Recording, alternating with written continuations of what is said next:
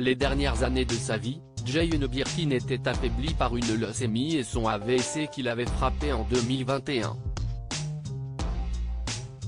Dans les colonnes de Paris Match, l'un de ses proches a raconté qu'elle était agacée par certaines réflexions sur son état de santé. Jane Birkin s'en est allée le 16 juillet dernier, à 76 ans. La star laisse derrière elle deux filles, Lou Doyon et Charlotte Gainsbourg, qui lui ont rendu un hommage bouleversant pendant ses obsèques. Elle laisse aussi un héritage musical et cinématographique que de nombreuses personnalités ont salué après avoir appris cette triste nouvelle, et restera dans les mémoires pour sa personnalité, joyeuse, généreuse et forte. Dans les colonnes de Paris Match, un proche de l'ex-compagne de Serge Gainsbourg s'est exprimé sur cette personnalité, qui s'est notamment confiée pendant qu'elle luttait contre ses problèmes de santé.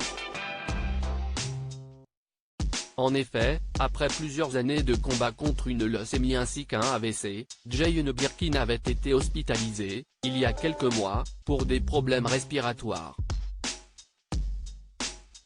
Une période qu'elle a eu du mal à supporter. Jane était pleinement dans la vie. Elle n'avait pas aimé se voir dans un fauteuil roulant, devoir demander de l'aide pour ses gestes du quotidien. C'est ce qui lui a donné l'énergie de s'en sortir une nouvelle fois, a assuré ce proche. Jane Birkin ne voulait pas qu'on ait pitié d'elle si ses problèmes de santé avaient obligé la chanteuse à annuler ses concerts. Jane Birkin est toujours restée optimiste.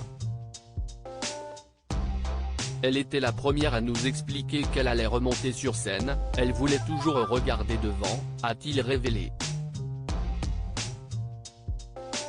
D'ailleurs, elle pouvait s'emporter face à des réflexions de son entourage qui s'inquiétaient pour elle, elle ne voulait surtout pas qu'on ait pitié d'elle. Elle faisait bonne figure, pouvait s'agacer qu'on s'inquiète de sa santé. Grâce à ce tempérament combatif, Jane Birkin a fini par marcher de nouveau, avec des béquilles.